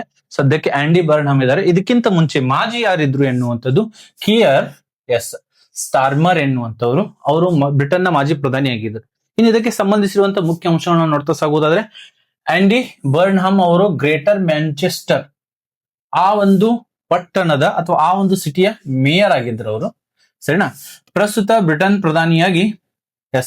ಅಂದ್ರೆ ಮಾಜಿ ಬ್ರಿಟನ್ ಪ್ರಧಾನಿಯಾಗಿ ಕಿಯರ್ ಸ್ಟಾರ್ಮರ್ ಅವರು ಜನಪ್ರಿಯತೆ ಕುಸಿಯುತ್ತಿರುವ ಹಿನ್ನೆಲೆಯಲ್ಲಿ, ಆಲ್ರೆಡಿ ಮಾಜಿ ಏನಿದೆ ಕಿಯರ್ ಸ್ಟಾರ್ಮರ್ ಎನ್ನುವಂಥವ್ರು, ಅವರ ಒಂದು ಜನಪ್ರಿಯತೆ ಕುಸಿಯುತ್ತಿರುವ ಹಿನ್ನೆಲೆಯಲ್ಲಿ ಅವ್ರು ಏನ್ ಮಾಡಿದ್ದಾರೆ, ತನ್ನ ಪ್ರಧಾನಿ ಹುದ್ದೆಗೆ ರಾಜೀನಾಮೆಯನ್ನೇ ನೋಡಿದ್ದಾರೆ. ಇನ್ನು ಆಂಡಿ ಬರ್ನ್ಹಮ್ ಏನಿದ್ದಾರೆ, ಅವರು ಯಾವ ಪಕ್ಷಕ್ಕೆ ಸೇರಿದವರು? ಲೇಬರ್ ಪಕ್ಷಕ್ಕೆ. ಸೊ ಮಾಜಿ ಪ್ರಧಾನಿ ಹಾಗೂ ಈಗಿನ ಪ್ರಧಾನಿ 2 ಜನ ಸಹಿತ ಲೇಬರ್ ಪಕ್ಷದ ಹಿರಿಯ ನಾಯಕರು. ಇವರು ಹಿರಿಯ ನಾಯಕರಾಗಿ ಹಾಗೂ ಸಚಿವರಾಗಿನೂ ಸಹಿತ ಕೆಲಸವನ್ನ ಮಾಡಿದ್ದಾರೆ. ಇನ್ನು ಲೇಬರ್ ಪಕ್ಷದ ನಾಯಕತ್ವಕ್ಕೆ ಅವರು ಹಿಂದೆ ಹಲವಾರು ಬಾರಿ ಸ್ಪರ್ಧೆಯನ್ನು ಕೂಡ ಮಾಡಿದ್ರು. ಅವ್ರ ಏನ್ ಪಕ್ಷ ಇದೆ ಅದಕ್ಕೆ ಅಧ್ಯಕ್ಷರಾಗೋದಕ್ಕೂ ಕೂಡ ಅವರು ಸ್ಪರ್ಧೆಯನ್ನ ಮಾಡಿದ್ರು. ಸ್ಥಳೀಯ ಆಡಳಿತದಲ್ಲಿ ಯಶಸ್ವಿಯಾಗಿ ಕಾರ್ಯನಿರ್ವಹಣೆಯಿಂದ ಅವರು ಜನಪ್ರಿಯತೆಯನ್ನ ಗಳಿಸಿದ್ರು. ಹಾಗಾಗಿ ಅವರಿಗೆ ಎಲ್ಲಿ ಮಾಡಿದ್ರು, ಮ್ಯಾಂಚೆಸ್ಟರ್ ನ ಮೇಯರ್ ಆಗಿ ಈಗ ಅವರು ಕೆಲಸ ಮಾಡ್ತಾ ಇದ್ರು. ಸೊ ಇವಾಗ ಏನಾಗಿದ್ದಾರೆ, ಪ್ರಧಾನಿಯಾಗಿ ಅಧಿಕಾರವನ್ನ ಸ್ವೀಕಾರ ಮಾಡಿದ್ದಾರೆ. ಅವರ ವಿಶೇಷವಾಗಿ ಕಾರ್ಮಿಕ ಮತ್ತು ಪ್ರಾದೇಶಿಕ ಅಭಿವೃದ್ಧಿಗೆ ಬಹಳಷ್ಟು ಒತ್ತನ್ನು ನೀಡ್ತಾರೆ. ಸೊ ಹಾಗಾಗಿ ಜನಪ್ರಿಯತೆಯನ್ನು ಪಡೆದಿದ್ರು. ಹಾಗಾಗಿ ಇವರು ಬದಲಾಗಿ ಯಾರನ್ನ ಮಾಡಿದ್ದಾರೆ, ಈಗ ಆಂಡಿ ಬರ್ನ್ಹಮ್ ಅವರನ್ನ ಮಾಡಿದ್ದಾರೆ. ಇನ್ನದಕ್ಕೆ ಸಂಬಂಧಿಸಿದಂತೆ ಇನ್ನಷ್ಟು ಮಾಹಿತಿಯನ್ನ ನೋಡುವುದಾದ್ರೆ, ಯಾವ ದೇಶದ ಬಗ್ಗೆ? ಬ್ರಿಟನ್ ದೇಶದ ಬಗ್ಗೆ ಇದೆ. ಯುನೈಟೆಡ್ ಕಿಂಗ್ಡಮ್ ಅಂತ ಕೂಡ ಕರಿತೀವಿ. ಯುನೈಟೆಡ್ ಕಿಂಗ್ಡಮ್ ಏನಿದೆ ಮುಖ್ಯವಾಗಿ 3 ರಿಂದ 4 ದ್ವೀಪಗಳನ್ನ ಒಳಗೊಂಡಿದೆ. ಐರ್ಲೆಂಡ್, ಉತ್ತರ ಐರ್ಲೆಂಡ್ ಆಗಿರಬಹುದು, ಜೊತೆಗೆ ಗ್ರೇಟರ್ ಬ್ರಿಟನ್ ಕೂಡ ಇದರಲ್ಲಿ ಬರ್ತದೆ, ಇಂಗ್ಲೆಂಡ್ ಕೂಡ ಅಂತ ನಾವು ಕರಿತೀವಿ. ಎಸ್, ಪ್ರಸ್ತುತ ಪ್ರಧಾನಿ ಯಾರು? ಆಂಡಿ ಬರ್ನ್ಹಮ್ ಎನ್ನುವರು ಈಗ ಸದ್ಯಕ್ಕೆ ಆಗಿದ್ದಾರೆ. ಕಿಯರ್ ಸ್ಟಾರ್ಮರ್ ಇವರು ಮಾಜಿ ಪ್ರಧಾನಿಯಾಗಿದ್ರು. ಎಸ್, ಇದರ ರಾಜಧಾನಿಯನ್ನ ನೋಡುವುದಾದ್ರೆ, ಎಸ್, UK ರಾಜಧಾನಿ ಅವ್ರ ಇಂಗ್ಲೆಂಡ್ ನ ರಾಜಧಾನಿ ಏನಂತ ಕರಿತೀವಿ ನಾವು? ಲಂಡನ್ ಅಂತ ಕರಿತೀವಿ. ಇಲ್ಲಿ ಕರೆನ್ಸಿ ಯಾವ್ದು ನೋಡ್ತದೆ? ಪೌಂಡ್ ಸ್ಟರ್ಲಿಂಗ್ ಎನ್ನುವಂಥದ್ದು. ಎಸ್, ಇಲ್ಲಿ ಸಿಂಬಲ್ ಕೂಡ ತಾವು ನೋಡಬಹುದು. ಸೊ ಮೇಯರ್ ಯಾರಾಗಿದ್ರು? ಎಸ್, ಇವರೇ ಮೇಯರ್ ಆಗಿದ್ರು. ಆಂಡಿ ಬರ್ನ್ಹಮ್ ಅವರೇ ಮೇಯರ್ ಅವರು ಕೂಡ ಆಗಿದ್ರು. ಇನ್ನು ರಾಜಕೀಯ ಪಕ್ಷ ಯಾವ್ದಿದೆ? ಲೇಬರ್ ಪಕ್ಷ ಸದ್ಯಕ್ಕೆ ಆಡಳಿತದಲ್ಲಿ ಇರುವಂತ ಪಕ್ಷವಾಗಿದೆ. ಓಕೆನಾ? ಎಸ್, ನೆಕ್ಸ್ಟ್ ಒಂದಿಷ್ಟು ಪ್ರಶ್ನೆಗಳನ್ನ ನೋಡೋಣ. ಪ್ರಶ್ನೆಗಳನ್ನ ನೋಡೋದಾದ್ರೆ ಪ್ರಶ್ನೆ, ಆಂಡಿ ಬರ್ನ್ಹಮ್ ಯಾವ ನಗರದ ಮೇಯರ್ ಆಗಿದ್ದರು ಎನ್ನುವಂಥದ್ದು. ಎಸ್, ಈಗಾಗಲೇ ಡಿಸ್ಕಷನ್ ಮಾಡಿದೀವಿ, ಆನ್ಸರ್ ಅನ್ನ ಮಾಡಿ ನೋಡೋಣ. ಈ ತರ ನಿಮ್ಗೂ ಕೂಡ ಪ್ರಶ್ನೆ ಬರ್ತದೆ ಪರೀಕ್ಷೆಯಲ್ಲಿ. ಓಕೆನಾ? Option A London, option B Manchester, option C Liverpool, Birmingham ಎನ್ನುವಂಥದ್ದು. ಎಸ್, ಕಮೆಂಟ್ ಅನ್ನ ಮಾಡಿ ಸರಿಯಾಗಿರುವಂತಹ ಉತ್ತರವನ್ನ ಕಮೆಂಟ್ ಬಾಕ್ಸ್ ಅಲ್ಲಿ ಕಮೆಂಟ್ ಅನ್ನ ಮಾಡಿ. ಎಸ್, ಸರಿಯಾಗಿರುವಂತಹ ಉತ್ತರ ಆಪ್ಷನ್ ಬಿ ಮ್ಯಾಂಚೆಸ್ಟರ್. ಆ ಒಂದು ಪಟ್ಟಣದ ಪ್ರಧಾನಿ ಆಗೋಕ್ಕಿಂತ ಮುಂಚೆ ಅವ್ರು ಏನಾಗಿದ್ರು, ಅಲ್ಲಿ ಮೇಯರ್ ಆಗಿದ್ರು. ಪ್ರಸ್ತುತ ಬ್ರಿಟನ್ ಪ್ರಧಾನಮಂತ್ರಿ ಯಾರು? ಎಸ್, ಸರಿಯಾಗಿರುವಂತಹ ಉತ್ತರ ಆಪ್ಷನ್ ಎ ಏನಿದೆ, ಆಂಡಿ ಬರ್ನ್ಹಮ್ ಎನ್ನುವಂತವ್ರು. ಋಷಿ ಸುನಕ್ ಕಿಂತ ಮುಂಚೆ ಯಾರಿದ್ರು? ಸ್ಟಾರ್ಮರ್ ಎನ್ನುವಂತವ್ರು ಇದ್ರು. ಇವ್ರಕ್ಕಿಂತ ಮುಂಚೆ ಈಗ ಇವರಿದ್ದಾರೆ. ಇವ್ರಕ್ಕಿಂತ ಮುಂಚೆ ಇವರಿದ್ರು. ಇವ್ರಕ್ಕಿಂತ ಮುಂಚೆ ಯಾರಿದ್ರು ಅಂದ್ರೆ ಎಸ್, ನಮ್ಮ ಇಂಡಿಯನ್ ಋಷಿ ಸುನಕ್ ಅವರು ಸಹಿತ ಇದ್ರು. ನೆಕ್ಸ್ಟ್ ಪ್ರಶ್ನೆ ನೋಡಿದರೆ, ಆಂಡಿ ಬರ್ನ್ಹಮ್ ಯಾವ ರಾಜಕೀಯ ಪಕ್ಷಕ್ಕೆ ಸೇರಿದವರಾಗಿದ್ದಾರೆ ಎನ್ನುವಂಥದ್ದು ಕೂಡ ಬರ್ಬೋದು ನಿಮಗೆ. ಎಸ್, ಕನ್ಸರ್ವೇಟಿವ್ ಪಕ್ಷ, ಲಿಬರಲ್ ಡೆಮೊಕ್ರಾಟಿಕ್, ಲಿಬರ್ ಪಕ್ಷ, ಗ್ರೀನ್ ಪಕ್ಷ. ಎಸ್, ಅತಿ ಬೇಗನೆ ಆನ್ಸರ್ ಅನ್ನ ಮಾಡಿ ವಿದ್ಯಾರ್ಥಿಗಳು. ಎಸ್, ಆಪ್ಷನ್ ಸಿ ಲೇಬರ್ ಪಕ್ಷ. ಸರಿನಾ? ಲೇಬರ್ ಪಕ್ಷಕ್ಕೆ ಇವರು ಸೇರಿದವರಾಗಿದ್ದಾರೆ. ನೆಕ್ಸ್ಟ್ ಪ್ರಶ್ನೆ ನೋಡಿದರೆ, ಯುನೈಟೆಡ್ ಕಿಂಗ್ಡಮ್ ನ ರಾಜಧಾನಿ ಯಾವುದು? ಇಲ್ಲಿ ನೋಡಿ, ಬ್ರಿಟನ್ ರಾಜಧಾನಿ ಅಂತ ಬರಬಹುದು, ಇಂಗ್ಲೆಂಡ್ ರಾಜಧಾನಿ ಅಂತ ಬರಬಹುದು, ಯುನೈಟೆಡ್ ಕಿಂಗ್ಡಮ್ ರಾಜಧಾನಿ ಅಂತ ಬರಬಹುದು. Manchester, option A Manchester, option B London, option C Glasgow, option D Edinburgh ಎನ್ನುವಂಥದ್ದು. ಎಸ್, ಆಪ್ಷನ್ ಬಿ ಲಂಡನ್ ಎನ್ನುವಂಥದ್ದು ಸರಿಯಾಗಿರುವಂತ ಉತ್ತರ. ಸರಿನಾ? ನೆಕ್ಸ್ಟ್ ಪ್ರಶ್ನೆಯನ್ನ ನಾವು ನೋಡ್ತಾ ಸಾಗೋಣ. ಬ್ರಿಟನ್ ನ ಕರೆನ್ಸಿ ಯಾವುದು ಎನ್ನುವಂಥದ್ದು ಆಲ್ರೆಡಿ ಡಿಸ್ಕಷನ್ ಮಾಡಿದೀವಿ. ಯೂರೋ, ಡಾಲರ್, ಪೌಂಡ್ ಆರ್ ಎನ್ ಪೌಂಡ್ ಸ್ಟರ್ಲಿಂಗ್ ಎನ್ನುವಂಥದ್ದು. ಸೊ ಎಸ್, ಇಲ್ಲಿ ಸರಿಯಾಗಿರುವಂತಹ ಉತ್ತರ ಪೌಂಡ್ ಸ್ಟರ್ಲಿಂಗ್ ಎನ್ನುವಂಥದ್ದು. ಆಲ್ಮೋಸ್ಟ್ ಆ 4 ದ್ವೀಪಗಳಲ್ಲಿ ಇದೇ ನಡೆಯುತ್ತೆ. ಸೊ ಹಲವಾರು ಇನ್ನು ಕರೆನ್ಸಿ ನೋಡು, ಯೂರೋ ಎಲ್ಲಿ ನಡೀತದೆ ಎನ್ನುವಂಥದ್ದು. ಯುರೋಪಿಯನ್ ಆಲ್ಮೋಸ್ಟ್ ಎಲ್ಲ ರಾಷ್ಟ್ರಗಳಲ್ಲಿ ಯೂರೋ ನಡೀತದೆ, ಮುಖ್ಯವಾಗಿ ಜರ್ಮನಿ, ಫ್ರಾನ್ಸ್, ಇಟಲಿ ಹಾಗೂ ಸ್ಪೇನ್, ಪೋರ್ಚುಗಲ್ ಈ ಮುಂತಾದ ದೇಶಗಳಲ್ಲಿ ಯೂರೋ ಎನ್ನುವಂತ ಕರೆನ್ಸಿ ನಡೀತದೆ. ಡಾಲರ್, ಎಸ್, ಡಾಲರ್ ಎಲ್ಲಿ ನಡೀತದೆ? ಅಮೆರಿಕ ಇದೇ ಹೆಸರಿನ ಕರೆನ್ಸಿಗಳು ಮತ್ತೆ ಎಲ್ಲೆಲ್ಲಿ? ಕೆನಡಾ, ಆಸ್ಟ್ರೇಲಿಯಾ, ನ್ಯೂಜಿಲೆಂಡ್ ಮುಂತಾದ ದೇಶಗಳಲ್ಲಿ ಸಹಿತ ಇದೇ ನಡೀತದೆ. ಆದ್ರೆ ಮುಖ್ಯವಾಗಿ ಅಮೆರಿಕದಲ್ಲಿ dollar. Pound and sterling, yes, ಇಲ್ಲಿ ನೋಡಿ, ಯುನೈಟೆಡ್ ಕಿಂಗ್ಡಮ್, ಸ್ಕಾಟ್ಲೆಂಡ್ ಹಾಗೂ ಐರ್ಲೆಂಡ್. ಸ್ಕಾಟ್ಲೆಂಡ್, ವೆಲ್ಸ್ ಉತ್ತರ ಇವೆಲ್ಲನೂ ಕೂಡ ಯುನೈಟೆಡ್ ಕಿಂಗ್ಡಮ್ನೇ. ಸರಿನಾ? ಇಂಗ್ಲೆಂಡ್, ಸ್ಕಾಟ್ಲೆಂಡ್, ಉತ್ತರ ಐರ್ಲೆಂಡ್ ಇದೆಲ್ಲವನ್ನ ಸೇರಿ ಯುನೈಟೆಡ್ ಕಿಂಗ್ಡಮ್ ಅಂತ ಕರಿತೀವಿ. ಇನ್ನು ಎನ್ ಎನ್ನುವಂಥದ್ದು ಜಪಾನ್ ಅಲ್ಲಿ ನಡೀತದೆ. ಇದನ್ನ ನೆನಪಿಟ್ಕೊಳ್ಳಿ. ಕರೆನ್ಸಿ ಮೇಲೆ ಫಿಕ್ಸ್ ಆಗಿ ನಿಮಗೆ ನಿಮ್ಮ ಪೇಪರ್ ಅಲ್ಲಿ 1 ಅಂಕ ಬಂದೇ ಬರುತ್ತೆ. ಇದನ್ನ ತಗೊಂಡು ನೆನಪಿಟ್ಕೋಬೇಕಾಗಿರುವಂತದ್ದು ಬಹಳಷ್ಟು ಇಂಪಾರ್ಟೆಂಟ್ ಆಗಿರುವಂತ ಟಾಪಿಕ್ ಇದೆ, ಇಥೆನಾಲ್ ಬಗ್ಗೆ. ಸರಿನಾ? ಈಗಾಗಲೇ ಎಲ್ಲ ಕಡೆಯಿಂದ ಕೂಡ ಚರ್ಚೆಯನ್ನು ಮಾಡೋದು. ಇಲ್ಲಿ ಪೇಪರ್ ಅಲ್ಲಿ ಏನ್ ಕೊಟ್ಟಿದ್ದಾರೆ ನೋಡಿ, ಲಿಖಿತ ಉತ್ತರಲ್ಲಿ ಸಂಸತ್ತಿಗೆ ಪೆಟ್ರೋಲಿಯಂ ಸಚಿವಾಲಯ ಮಾಹಿತಿ, ಎಥೆನಾಲ್ ಹೆಚ್ಚಳ ನಿರ್ಧಾರ ಆಗಿಲ್ಲ ಎನ್ನುವಂಥದ್ದು. ಸೊ E20 ಬಗ್ಗೆ, ಎಥೆನಾಲ್ ಬಗ್ಗೆ ಬಹಳಷ್ಟು ಊಹಾಪೋಹಗಳು ನಡೆದಿದ್ದಾವೆ. ಇಂಜಿನ್ಗಳು ಏನಾಗ್ತಾ ಇದಾವೆ, ಕೆಟ್ಟ ಹೋಗ್ತಾ ಇದಾವೆ ಎನ್ನುವಂತ ಮಾಹಿತಿ ಸಿಗ್ತಾ ಇದೆ. ಸೊ ಅದರ ಬಗ್ಗೆ ಒಂದಿಷ್ಟು ಮಾಹಿತಿಯನ್ನ ಇಲ್ಲಿ ಪಡೆದುಕೊಳ್ಳೋಣ. ಪ್ರಮುಖ ಅಂಶಗಳು ನೋಡೋದಾದ್ರೆ, ಎಥೆನಾಲ್ ಅನ್ನ ಯಾವುದರಿಂದ ಕ್ರಿಯೇಟ್ ಮಾಡ್ತಾರೆ? ಕಬ್ಬು, ಜೋಳ ಹಾಗೂ ಇತರೆ ಕೃಷಿ ಉತ್ಪನ್ನಗಳಿಂದ ತಯಾರಿಸುವ ಇದು ಒಂದು ಜೈವಿಕ ಇಂಧನ ಆಗಿದೆ. ಬಯೋಫಿಲ್ ಅಂತ ನಾವು ಕರಿತೀವಿ. ಇದೊಂದು ಜೈವಿಕ ಇಂಧನ. ಎಸ್, ಇನ್ನು ಭಾರತ ಸರ್ಕಾರ ಪೆಟ್ರೋಲ್ ನಲ್ಲಿ 20% ಏನ್ ಮಾಡ್ತಾ ಇದೆ? ಈಗ ಆಲ್ರೆಡಿ ಎಥೆನಾಲ್ ಮಿಶ್ರಣವನ್ನ ಮಿಕ್ಸ್ ಮಾಡಬೇಕು ಎನ್ನುವಂತ ಗುರಿ ಆಲ್ರೆಡಿ ಹೊಂದಿದೆ. ಹಲವಾರು ಕಡೆಗಳು ಮಿಕ್ಸ್ನು ಕೂಡ ಆಗಿದೆ. ಇನ್ನು 2013-14ರಲ್ಲಿ ಇಥೆನಾಲ್ ಕಾಂಟೆಂಟ್ ಪೆಟ್ರೋಲ್ ಎಷ್ಟು ಇರ್ತಿತ್ತು ಎನ್ನುವಂಥದ್ದು 1.53 ಅಷ್ಟು ಮಾತ್ರ ಇರ್ತಿತ್ತು. ಆದ್ರೆ ಇವಾಗ 2025 ಹಾಗೂ 26ರಲ್ಲಿ ಈ ಪ್ರಶ್ನೆ ಕೂಡ ಬರಬಹುದು. 2013-14ರಲ್ಲಿ ದೇಶದಲ್ಲಿ ಪೆಟ್ರೋಲ್ ಉತ್ಪನ್ನಗಳಲ್ಲಿ ಎಥೆನಾಲ್ ಅನ್ನ ಎಷ್ಟು ಮಿಕ್ಸ್ ಮಾಡ್ತಾ ಇದ್ರು ಎನ್ನುವಂಥದ್ದು. ಸೊ ಅವಾಗ ಉತ್ತರವನ್ನು ತಗೊಂಡು ಬರೀಬೇಕು. 1.53% ಎಥೆನಾಲ್ ಅನ್ನು ಬಳಸ್ತಾ ಇದ್ರು. ಆದ್ರೆ ಇವಾಗ ಏನ್ ಮಾಡ್ತಾ ಇದ್ದಾರೆ? 20% ಮಿಕ್ಸ್ ಮಾಡ್ತಾ ಇದ್ದಾರೆ. ಎಥೆನಾಲ್ ಬಳಕೆಯಿಂದ ಇದಕ್ಕೆ ಎದಕ್ಕೆ ಬಳಕೆ ಮಾಡ್ತಾ ಇದ್ದಾರೆ, ಇದರ ಉಪಯೋಗ ಏನು ಎನ್ನುವಂಥದ್ದು ಕೂಡ ಅವರು ಹೇಳ್ತಾ ಇದ್ದಾರೆ. ಎಸ್, ಇಲ್ಲಿ ನೋಡೋದಾದ್ರೆ ಕಚ್ಚಾ ತೈಲದ ಆಮದು ಕಡಿಮೆ ಆಗ್ತದೆ. ನಾವೇನು ಬೇರೆ ದೇಶಗಳಿಂದ ಕಚ್ಚಾ ತೈಲ ತರಿಸ್ಕೊಳ್ತೀವಿ, ಇವಾಗ ಸದ್ಯಕ್ಕಂತೂ ಕತಾರ್ ತರಿಸ್ಕೊಳ್ತಾ ಇದ್ವಿ. ಅದಕ್ಕಿಂತ ಮುಂಚೆ ರಷ್ಯಾದಿಂದ ತರಿಸ್ಕೊಳ್ತಾ ಇದ್ವಿ. ಅದಕ್ಕಿಂತ ಮುಂಚೆ ಇರಾನ್ದಿಂದ ತರಿಸ್ಕೊಳ್ತಾ ಇದ್ವಿ. ಸೊ ಈ ಒಂದು ಕಚ್ಚಾ ತೈಲದ ಆಮದು ಏನಾಗ್ತದೆ, ಯಾಕಂದ್ರೆ ನಾವು ದೇಶೀಯವಾಗಿ ಇಲ್ಲಿ ಅದನ್ನು ಮಿಕ್ಸ್ ಮಾಡೋದ್ರಿಂದ ಅದರ ಬಳಕೆ ನಮಗೆ ಕಡಿಮೆ ಆಗ್ತದೆ. ಅದರ ಒಂದು ಆಮದು ಕಡಿಮೆ ಆಗ್ತದೆ. ಇದರಿಂದ ವಿದೇಶಿ ವಿನಿಮಯ ಉಳಿತಾಯವಾಗ್ತದೆ. ರೈತರಿಗೆ ಕಬ್ಬು, ಜೋಳ ಮುಂತಾದ ಬೆಳೆಗಳಿಗೆ ಹೆಚ್ಚುವರಿ ಮಾರುಕಟ್ಟೆ ದೊರೆಯುತ್ತದೆ. ಪರಿಸರ ಮಾಲಿನ್ಯ ಮತ್ತು ಕಾರ್ಬನ್ ಉತ್ಸರ್ಜನೆ ಕಡಿಮೆ ಮಾಡಲು ಎಥನಾಲ್ ಸಹಾಯಕಾರಿಯಾಗಿದೆ. ಪೆಟ್ರೋಲ್ ಇಂದ ಬಹಳಷ್ಟು ಹೊಗೆ ಬರುತ್ತದೆ, ಹಾಗಾಗಿ ಇದು ಕೂಡ ಪರಿಸರ ಉಳಿತಾಯ ಮಾಡ್ತದೆ ಎನ್ನುವಂತ ಹೇಳ್ತಾ ಇದ್ದಾರೆ. ಸುದ್ದಿಗಳ ಪ್ರಕಾರ ಕೆಲವು ರಾಜ್ಯಗಳ ಪ್ರದೇಶಗಳಲ್ಲಿ ಎಥೆನಾಲ್ ಗುರಿ ನಿರೀಕ್ಷಿತ ಮಟ್ಟಕ್ಕೆ ಆಗಿಲ್ಲ ಎಂದು ಉಲ್ಲೇಖಿಸಲಾಗಿದೆ. ಸೊ ಇದಕ್ಕಿಂತ ಹೆಚ್ಚಿಗೆ E20 ಅಂತ ಇದೆ. ಈಗ ಏನಿದೆ, ಈಗ E20. ಸೊ ಇದನ್ನ 27, 30, 35 ವರೆಗೂ ಕೂಡ ಏರಿಸಬೇಕು ಅನ್ನೋ ಚಿಂತನೆ ನಡೀತಾ ಇದಾವೆ. ಸೊ ಇದ್ರ ಮಟ್ಟಿಗೆ E20 ಅಂತ ಇದೆ. ಎಸ್, ಇಲ್ಲಿ ಯಾವ ಯೋಜನೆಯಲ್ಲಿ ಈ ಒಂದು ಎಥನಾಲ್ ಅನ್ನು ಮಿಕ್ಸ್ ಮಾಡ್ತಾ ಇದ್ದಾರೆ ಪೆಟ್ರೋಲಿಯಂ ಪ್ರಾಡಕ್ಟ್ಸ್ ಗಳಲ್ಲಿ ಏನಂದ್ರೆ ethanol blended petroleum, EBP programme ಅಂತ ಕರಿತೀವಿ. ಸರಿನಾ? ಇದು ಬಹಳಷ್ಟು ಮುಖ್ಯವಾಗಿರುವಂತದ್ದು.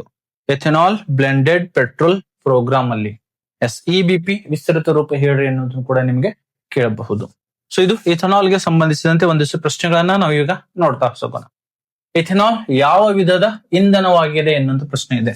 ಆಪ್ಷನ್ ನೋಡೋದಾದ್ರೆ ಪಳೆಯುವಿಕೆ ಇಂಧನ, ಆಪ್ಷನ್ ಬಿ ಜೈವಿಕ ಇಂಧನ, ಆಪ್ಷನ್ ಸಿ ಅಣು ಇಂಧನ, ಆಪ್ಷನ್ ಡಿ ನೈಸರ್ಗಿಕ ಅನಿಲ ಎನ್ನುವಂಥದ್ದು. ಸರಿಯಾಗಿರುವಂತ ಉತ್ತರವನ್ನ ಕಮೆಂಟ್ ಅನ್ನ ಮಾಡಿ ನೋಡೋಣ. ಕಮೆಂಟ್ ಮಾಡಿ ಬೇಗ. ಆಪ್ಷನ್ ಬಿ ಜೈವಿಕ ಇಂಧನ ಇದು ಏನಾಗಿದೆ, ಸರಿಯಾಗಿರುವಂತ ಉತ್ತರವಾಗಿದೆ. ನೆಕ್ಸ್ಟ್ ಪ್ರಶ್ನೆ ನೋಡೋಣ. E20 ಎಂದರೇನು ಎನ್ನುವಂತ ಪ್ರಶ್ನೆಯನ್ನ ಕೇಳ್ತಾ ಇದ್ದಾರೆ. ಆಪ್ಷನ್ ಗಳು ನೋಡೋದಾದ್ರೆ ಆಪ್ಷನ್ ಎ 20% ಡೀಸೆಲ್ ಮಿಶ್ರಣ ಅಂತ ಇದೆ. ಆಪ್ಷನ್ ಬಿ ಅನ್ನ ನೋಡಿದ್ರೆ 20% ಪೆಟ್ರೋಲ್ ಮಿಶ್ರಣ ಅಂತ ಇದೆ. ಆಪ್ಷನ್ ಸಿ ಪೆಟ್ರೋಲ್ ನಲ್ಲಿ 20% ಎಥನಾಲ್ ಮಿಶ್ರಣ ಎನ್ನುವಂಥದ್ದು ಕೊಟ್ಟಿದ್ದಾರೆ. ಆಪ್ಷನ್ ಡಿ ಅನ್ನ ನೋಡಿದರೆ 20% ಅನಿಲ್ ಮಿಶ್ರಣ ಎನ್ನುವಂತ ಪ್ರಶ್ನೆ ಆಪ್ಷನ್ ಅನ್ನು ಕೊಟ್ಟಿದ್ದಾರೆ. ಆನ್ಸರ್ ಮಾಡಿ ನೋಡೋಣ ಕಮೆಂಟ್ ಬಾಕ್ಸ್ ಅಲ್ಲಿ. Good good good. ಇಲ್ಲ ಇಲ್ಲ ಇಲ್ಲ ಇಲ್ಲ. ಯಾವುದು? ಪೆಟ್ರೋಲ್ ನಲ್ಲಿ 20% ಎಥನಾಲ್ ಮಿಶ್ರಣ ಎನ್ನುವಂಥದ್ದನ್ನ ಇದು ಸರಿಯಾಗಿರುವಂತಹ ಉತ್ತರ. E20 ಅಂದ್ರೆ ಪೆಟ್ರೋಲ್ 20% ಏನ್ ಮಾಡ್ತಾ ಇದ್ರೆ ಎಥನಾಲ್ ಅನ್ನ ಬಳಸ್ತಾ ಇದ್ದಾರೆ. ಎಥನಾಲ್ ಉತ್ಪಾದನೆಗೆ ಪ್ರಮುಖವಾಗಿ ಬಳಸುವ ಬೆಳೆ ಯಾವುದು ಎನ್ನುವಂಥದ್ದು. ಸರಿನಾ?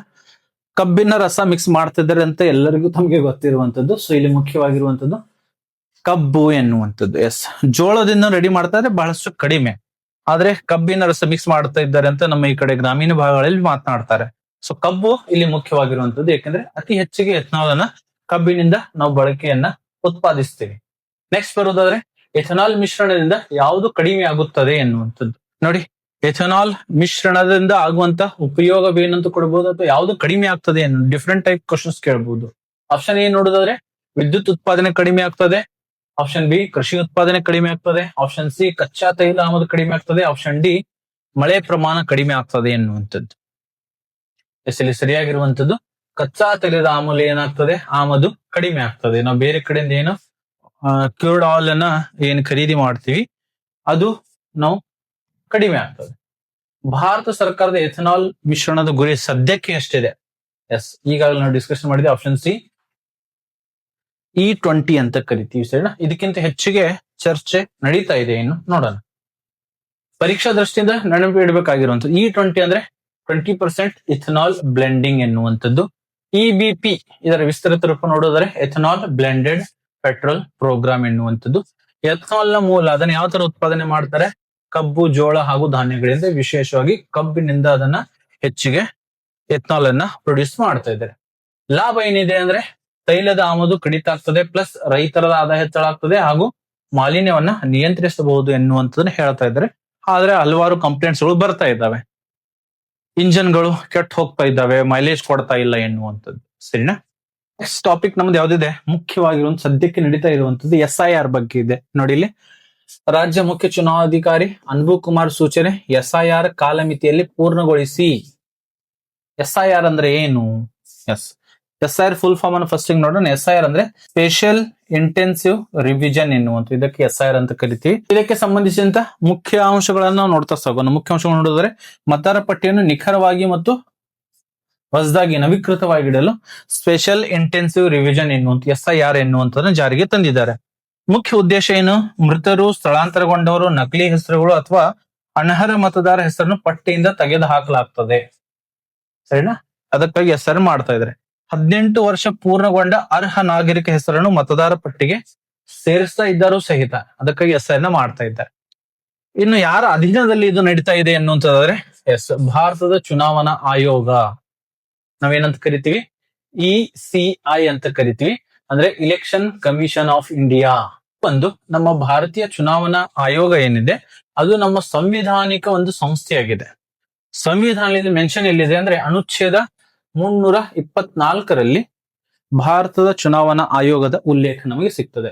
ಸೊ ಇದರ ಕಾರ್ಯ ಏನು, ECI ಕಾರ್ಯ ಏನು, ಇಲೆಕ್ಷನ್ ಕಮಿಷನ್ ಆಫ್ ಇಂಡಿಯಾ, ಅದರ ಕಾರ್ಯಗಳು ಏನೇನು ಅಂದ್ರೆ ಲೋಕಸಭಾ ಚುನಾವಣೆ ಮಾಡಿಸೋದು, ರಾಜ್ಯಸಭಾ ಚುನಾವಣೆ, ರಾಷ್ಟ್ರಪತಿ ಚುನಾವಣೆ, ಉಪರಾಷ್ಟ್ರಪತಿ, ವಿಧಾನಸಭೆ ಹಾಗೂ ವಿಧಾನ ಪರಿಷತ್ ಚುನಾವಣೆಗಳನ್ನ ಮಾಡಿಸುವಂತ ಕಾರ್ಯ ಯಾರ್ದಾಗಿದೆ, ನಮ್ಮ ಇಲೆಕ್ಷನ್ ಕಮಿಷನ್ ಆಫ್ ಇಂಡಿಯಾದಿದೆ. ಸೊ ಇದರ ಬಗ್ಗೆ ಇನ್ನಷ್ಟು ಮಾಹಿತಿಯನ್ನ ನಾವು ಪಡೆದುಕೊಳ್ಳೋಣ. ಎಸ್, ಇನ್ನು ನಮ್ಮ ಕರ್ನಾಟಕದಲ್ಲಿ ಏನಿದೆ, ರಾಜ್ಯ ಚುನಾವಣಾ ಆಯೋಗ ಇದೆ, ಸ್ಟೇಟ್ ಇಲೆಕ್ಷನ್ ಕಮಿಷನ್, SEC ಅಂತ ಕರಿತೀವಿ. ಅದರ ಕಾರ್ಯಗಳೇನೇನು ಎನ್ನುವಂತ ನಾವು ಒಂದ್ಸಲ ನೋಡ್ತಾ ಸಾಗೋಣ. ಚುನಾವಣಾ ಆಯೋಗದ ಕರ್ತವ್ಯಗಳೇನೇನು, ಸ್ಥಳೀಯ ಸಂಸ್ಥೆಗಳ ಚುನಾವಣೆಗಳನ್ನ ನಡೆಸುವುದಿದೆ. ಸ್ಥಳೀಯ ಸಂಸ್ಥೆಗಳು ಎನ್ನುವಂಥದ್ದಾದ್ರೆ ಅದರಲ್ಲಿ ಗ್ರಾಮ ಪಂಚಾಯಿತಿ ಬರ್ತದೆ, ತಾಲೂಕು ಪಂಚಾಯಿತಿ ಬಂತು, ಜಿಲ್ಲಾ ಪಂಚಾಯಿತಿ, ನಗರಸಭೆ, ಪುರಸಭೆ, ಮಹಾನಗರ ಪಾಲಿಕೆ. ಸರಿನಾ? ಇದೆಲ್ಲನೂ ಕೂಡ ಏನಿದೆ, ನಗರಸಭೆ, ಪುರಸಭೆ, ಇದನ್ನು ಕೂಡ ಯಾರು ನಡೆಸ್ತಾರೆ, ನಮ್ಮ ರಾಜ್ಯ ಚುನಾವಣಾ ಆಯೋಗದವರು ನಡೆಸ್ತಾರೆ. ಸೊ ನೇಮಕ ಯಾವ ತರ ನಡೀತದೆ, ರಾಜ್ಯ ಚುನಾವಣಾ ಆಯುಕ್ತರನ್ನ ಯಾರು ನೇಮಿಸ್ತಾರೆ, ರಾಜ್ಯಪಾಲರು ನೇಮಿಸ್ತಾರೆ. ಇದು ಬಹಳಷ್ಟು ಮುಖ್ಯವಾಗಿರುವಂತದ್ದು, ಪರೀಕ್ಷೆಯಲ್ಲಿ ಬರ್ತದೆ. ರಾಜ್ಯ ಚುನಾವಣಾ ಆಯುಕ್ತರನ್ನು ಯಾರು ನೇಮಿಸಿಕೊಳ್ತಾರೆ, ಯಾರು ಎನ್ನುವಂಥದ್ದು ಮುಂದಿದೆ, ಅದನ್ನ ನಾನು ಹೇಳ್ತಾ ಹೋಗ್ತೀನಿ. ರಾಜ್ಯಪಾಲರು ಏನ್ ಮಾಡ್ತಾರೆ, ನೇಮಿಸಿಕೊಳ್ತಾರೆ.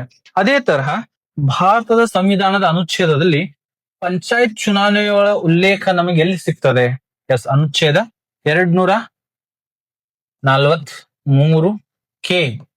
ಇದು ಇದಕ್ಕೆ ಪಂಚಾಯತ್ ಚುನಾವಣೆಗಳ ಬಗ್ಗೆ ಉಲ್ಲೇಖ ನಮಗೆ ಸಿಗ್ತದೆ. ಅದೇ ತರ ನಗರದ ಸ್ಥಳೀಯ ಸಂಸ್ಥೆಗಳ ಚುನಾವಣೆ ಎಲ್ಲಿ ಸಿಗ್ತದೆ, 243ZA, ಸಾಂವಿಧಾನಿಕ ಅನುಚ್ಛೇದ 243ZA ನಗರ ಸ್ಥಳೀಯ ಸಂಸ್ಥೆಗಳು ಅಂದ್ರೆ ಇಲ್ಲಿದ ನೋಡಿ, ನಗರಸಭೆ, ಪುರಸಭೆ, ಮಹಾನಗರ ಪಾಲಿಕೆ ಚುನಾವಣೆಗಳು ಇಲ್ಲಿ ಸಿಗ್ತವೆ. ಇದು ವಿಧಿಗಳನ್ನ, ಅನುಚ್ಛೇದವನ್ನ ನೆನಪಿಟ್ಕೊಳ್ಬೇಕಾಗಿರುವಂತ ಬಹಳಷ್ಟು ಮುಖ್ಯವಾಗಿರುವಂತದ್ದು. ಸರಿನಾ? 243. ಆದ್ರೆ ನಮ್ಮ ಇಲೆಕ್ಷನ್ ಕಮಿಷನ್ ಆಫ್ ಇಂಡಿಯಾದ ಅನುಚ್ಛೇದ ಎಲ್ಲಿ ಸಿಗ್ತದೆ, 342ರಲ್ಲಿ ಸಿಗ್ತದೆ. ಅನುಚ್ಛೇದ 342ರಲ್ಲಿ ಸಿಗ್ತದೆ. ಆಮೇಲೆ ಸ್ಥಳೀಯ ಸಂಸ್ಥೆಗಳು, ಆಮೇಲೆ ಪಂಚಾಯತ್ ಇಲೆಕ್ಷನ್ಗಳು ಎಲ್ಲವೂ ಕೂಡ 243K ಪಂಚಾಯತ್ಗೆ, 243ZA. ಎಸ್, ಇದು ನಗರ ಸಭೆಗಳ ಸ್ಥಳೀಯ ಸಂಸ್ಥೆಗಳ ಚುನಾವಣೆಗೆ ಇದು ಅಪ್ಲೈ ಆಗ್ತದೆ. ಇನ್ನು SIR ಫುಲ್ ಫಾರ್ಮ್ ಅಂದ್ರೆ ಸ್ಪೆಷಲ್ ಇಂಟೆನ್ಸಿವ್ ರಿವಿಷನ್ ಎನ್ನುವಂಥದ್ದು, ಮತದಾರರ ಪಟ್ಟಿ ಅಂದ್ರೆ ಎಲೆಕ್ಟ್ರಲ್ ರೋಲ್ ಅಂತ ಕರಿತೀವಿ. ECI ಅಂದ್ರೆ ಎಲೆಕ್ಷನ್ ಕಮಿಷನ್ ಆಫ್ ಇಂಡಿಯಾ ಅಂತ ಕರಿತೀವಿ. ಸಂವಿಧಾನಿಕ ಅನುಚ್ಛೇದ ಇಲೆಕ್ಷನ್ ಕಮಿಷನ್ ಆಫ್ ಇಂಡಿಯಾ ಎಲ್ಲಿ, ಅನುಚ್ಛೇದ 324. ರಾಜ್ಯ ಚುನಾವಣಾ ಆಯೋಗ, ಇದರಲ್ಲಿ ಮುಖ್ಯವಾಗಿ ಪಂಚಾಯತ್ ಹಾಗೂ ಯಾವುದು ನಮ್ಮ ನಗರ ಸ್ಥಳೀಯ ಚುನಾವಣೆಗಳು ಕೂಡ ಬರ್ತವೆ. 243K ಹಾಗೂ 243ZA ಎನ್ನುವಂಥದ್ದು. ಇನ್ನು ರಾಜ್ಯ ಚುನಾವಣಾ ಆಯುಕ್ತರನ್ನು ಯಾರು ನೇಮಿಸ್ಕೊಳ್ತಾರೆ, ರಾಜ್ಯಪಾಲರು ನೇಮಿಸ್ಕೊಳ್ತಾರೆ. ಅದೇ ತರ ಮುಖ್ಯ ಚುನಾವಣಾ ಆಯುಕ್ತರನ್ನ, ಎಲೆಕ್ಷನ್ ಕಮಿಷನ್ ಆಫ್ ಇಂಡಿಯಾ ಅದರ ಆಯುಕ್ತರನ್ನ ರಾಷ್ಟ್ರಪತಿಯವರು ನೇಮಿಸ್ತಾರೆ. ಇದು ಎರಡು ಬಹಳಷ್ಟು ಮುಖ್ಯವಾಗಿರುವಂತದ್ದು. ರಾಜ್ಯದಲ್ಲಿ ರಾಜ್ಯಪಾಲರು, ರಾಷ್ಟ್ರ ಮಟ್ಟದಲ್ಲಿ ರಾಷ್ಟ್ರಪತಿಗಳು ಆಯುಕ್ತರನ್ನ ನೇಮಕ ಮಾಡಿಕೊಳ್ತಾರೆ. ಇದು ಮೋಸ್ಟ್ ಇಂಪಾರ್ಟೆಂಟ್. ಇನ್ನು ಒಂದಿಷ್ಟು ಪ್ರಶ್ನೆಗಳು ನೋಡ್ತಾ ಸಾಗೋಣ. SIR ನ ಪೂರ್ಣ ರೂಪ ಏನು, ಸರಿನಾ? SIR ಅಂದ್ರೆ ಏನು, ಫುಲ್ ಫಾರ್ಮ್ ಏನು? ಎಸ್, ನಿಮ್ಗೆಲ್ಲರೂ ಗೊತ್ತಿರುವಂತದ್ದೇ, ಸ್ಪೆಷಲ್ ಇಂಟೆನ್ಸಿವ್ ರಿವಿಷನ್ ಅಂತ ಏನಿದೆ, ಇದು ಸರಿಯಾಗಿರುವಂತ ಉತ್ತರ. ನೆಕ್ಸ್ಟ್ ಪ್ರಶ್ನೆ ನಾವು ನೋಡ್ತಾ ಸಾಗೋಣ. ಚುನಾವಣಾ ಆಯೋಗಕ್ಕೆ ಸಂಬಂಧಿಸಿದ ಸಂವಿಧಾನದ ಅನುಚ್ಛೇದ ಯಾವುದು? ನೋಡಿ, ಇದು ಬಹಳಷ್ಟು ಇಂಪಾರ್ಟೆಂಟ್ ಆಗಿರುವಂತದ್ದು. ಇದನ್ನ ಹಲವಾರು ಬಾರಿ ಪರೀಕ್ಷೆಯಲ್ಲಿ ಕೇಳಿದರೆ, ಮುಂದೂ ಕೂಡ ಕೇಳಬಹುದು. ಚುನಾವಣಾ ಆಯೋಗಕ್ಕೆ ಸಂಬಂಧಿಸಿದ ಸಂವಿಧಾನದ ಅನುಚ್ಛೇದ ಯಾವುದು ಎನ್ನುವಂಥದ್ದು ಹೇಳ್ರಿ ನೋಡೋಣ. ಆಪ್ಷನ್ ಎ 280 ಇದೆ, 324 ಇದೆ, ಎಸ್ 356 ಇದೆ, 370 ಇದೆ. ಸತಿ ಬೇಗನೆ ಕಮೆಂಟ್ ಅನ್ನ ಮಾಡಿ ನೋಡೋಣ, ಸರಿಯಾಗಿರುವಂತ ಉತ್ತರ ಯಾವುದು ಎನ್ನುವಂಥದ್ದು. ಬೇಗ ಸರಿಯಾಗಿರುವಂತ ಉತ್ತರ ಆಪ್ಷನ್ ಬಿ 324 ಏನಿದೆ, ಇದು ಮುಖ್ಯವಾಗಿರುವಂತಹ ನಮ್ಮ ಅನುಚ್ಛೇದ, ಸಂವಿಧಾನಿಕ ಅನುಚ್ಛೇದ. ಇದಕ್ಕೆ ಸಂಬಂಧಿಸಿದಂತೆ ಚುನಾವಣಾ ಆಯೋಗಕ್ಕೆ ಸಂಬಂಧಿಸಿದಂತೆ. ನೆಕ್ಸ್ಟ್ ಪ್ರಶ್ನೆನ ನೋಡುವುದಾದ್ರೆ, ರಾಜ್ಯ ಚುನಾವಣಾ ಆಯುಕ್ತರನ್ನು ಯಾರು ನೇಮಿಸುತ್ತಾರೆ? ಆಲ್ರೆಡಿ ನಾನು ಹೇಳಿದೆ, ಎಸ್, ಯಾರು ರಾಜ್ಯದಲ್ಲಿ ರಾಜ್ಯಪಾಲರು. ಆಪ್ಷನ್ ಸಿ ಏನಿದೆ ಸರಿಯಾಗಿರುವಂತಹ ಉತ್ತರ. ನೆಕ್ಸ್ಟ್ ಪ್ರಶ್ನೆಯನ್ನ ನೋಡುವುದಾದ್ರೆ, ಮುಖ್ಯ ಚುನಾವಣಾ ಆಯುಕ್ತರನ್ನು ಯಾರು ನೇಮಿಸುತ್ತಾರೆ?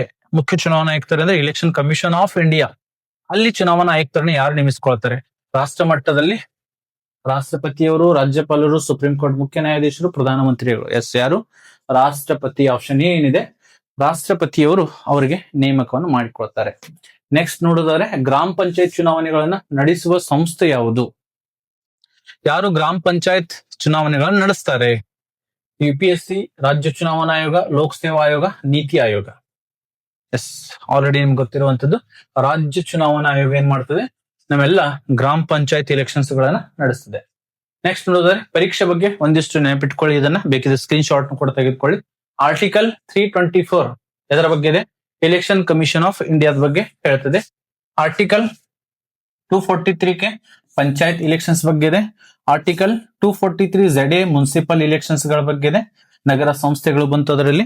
SIR ಮತದಾರರ ಪಟ್ಟಿಯ ವಿಶೇಷ ಪರಿಷ್ಕರಣೆ, ಸ್ಪೆಷಲ್ ಇಂಟೆನ್ಸಿವ್ ರಿವಿಷನ್ ಎನ್ನುವಂಥದ್ದು. ಮುಖ್ಯ ಚುನಾವಣಾ ಆಯುಕ್ತರು, ಇದು ಬಹಳಷ್ಟು ಮುಖ್ಯವಾಗಿರುವಂತದ್ದು.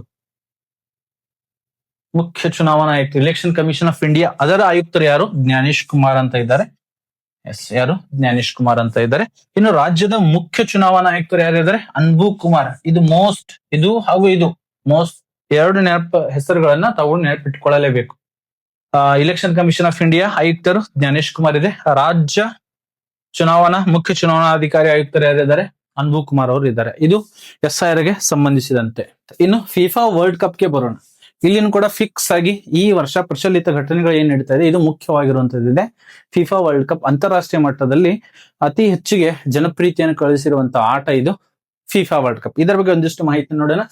ವಿಶ್ವ ಚಾಂಪಿಯನರಿಗೆ ಭವ್ಯ ಸ್ವಾಗತ ಅಂತ ಕೊಟ್ಟಿದ್ದಾರೆ. ಫೈನಲ್ ಕೂಡ ಆಗಿದೆ, ಸರಿ. ಸೊ ಅದರ ಬಗ್ಗೆ ಒಂದಿಷ್ಟು ನಾವು ನೋಡುತ್ತಾ ಸಾಗೋಣ. ಇನ್ನು ಫಿಫಾ ಸ್ಥಾಪನೆ ಯಾವಾಗ ಆಗಿದೆ? ಸ್ಥಾಪನೆ ಇದು ಮೋಸ್ಟ್ ಆಗಿ ಇಂಪಾರ್ಟೆಂಟ್ ಆಗಿರುವಂತದ್ದು 21 ಮೇ 1904 ಎಲ್ಲಿ ಸ್ಥಾಪನೆ ಆಯಿತು? ಪ್ಯಾರಿಸ್, ಫ್ರಾನ್ಸ್ ನಲ್ಲಿ ಇದು ಸ್ಥಾಪನೆ ಆಯಿತು. ಇನ್ನು ಮುಖ್ಯ ಕಚೇರಿ ಎಲ್ಲಿದೆ? ಮುಖ್ಯ ಕಚೇರಿ ನೋಡುದಾದ್ರೆ ಜ್ಯೂರಿಕ್. ಇದು ಎಲ್ಲಿದೆ ಅಂದ್ರೆ ಸ್ವಿಟ್ಜರ್ಲ್ಯಾಂಡ್ ನಲ್ಲಿ ಇದೆ. ಎಲ್ಲಿದೆ? ಜ್ಯೂರಿಕ್ ಎನ್ನುವಂಥದ್ದು ಸ್ವಿಟ್ಜರ್ಲ್ಯಾಂಡ್ ನಲ್ಲಿ ಇದೆ. ಪ್ರಸ್ತುತ ಅಧ್ಯಕ್ಷರು ಯಾರಿದ್ದಾರೆ ಎನ್ನುವಂಥದ್ದು ಜಿಯಾನಿ ಇನ್ಫಾಂಟಿನೋ ಎನ್ನುವಂತರು. ಸದ್ಯಕ್ಕೆ 2026ರಲ್ಲಿ ಇವರು ಅದಕ್ಕೆ ಮುಖ್ಯಸ್ಥರಿದ್ದಾರೆ. ಇನ್ನು ಫಿಫಾ ವಿಶ್ವಕಪ್ ಬಗ್ಗೆ ಒಂದಿಷ್ಟು ನೋಡುವುದಾದ್ರೆ ಎಷ್ಟು ವರ್ಷಕ್ಕೆ ಒಂದ್ಸಲ? ಪುರುಷರ ಫಿಫಾ ವರ್ಲ್ಡ್ ಕಪ್ ಪ್ರತಿ 4 ವರ್ಷಕ್ಕೊಮ್ಮೆ, 4 years, ಪ್ರತಿ 4 ವರ್ಷಕ್ಕೆ ನಡೀತದೆ. 2026 ನಡೆದಿತ್ತು. ಇದಕ್ಕಿಂತ ಮುಂಚೆ 2022ದಲ್ಲಿ ನಡೆದಿತ್ತು. ಇನ್ನು 2030ಯಲ್ಲಿ ನಡೆಯುತ್ತೆ, ಸರಿನಾ? 4 ವರ್ಷಕ್ಕೊಮ್ಮೆ ಇದು ನಡೀತದೆ. ಮೊದಲ ಫಿಫಾ ವರ್ಲ್ಡ್ ಕಪ್ ಅನ್ನ 1930ರಲ್ಲಿ ಎಲ್ಲಿ ಆಯೋಜಿಸಿದ್ರು? ಉರುಗ್ವೇಯಲ್ಲಿ. ಉರುಗ್ವೆ ಎನ್ನುವಂತ ದೇಶ ಇದೆ, ಅಲ್ಲಿ ಅದನ್ನ ಆಯೋಜನೆ ಮಾಡಿದ್ರು. ಅದೇ ತರ ಮೊದಲ ಚಾಂಪಿಯನ್, ಫಿಫಾ ಚಾಂಪಿಯನ್ ಯಾರಿದ್ರು? ಉರುಗ್ವೆ. ಯಾವ ದೇಶದವರು ಅರೇಂಜ್ ಮಾಡಿದ್ರು ಆ ಒಂದು ಟೀಮ್ ವಿನ್ ಆಗಿತ್ತು, ಉರುಗ್ವೆ. ಸೊ ಇದು ಮೋಸ್ಟ್ ಇಂಪಾರ್ಟೆಂಟ್ ಆಗಿರುವಂತದ್ದು ಫಿಫಾಗೆ ಸಂಬಂಧಿಸಿದಂತೆ.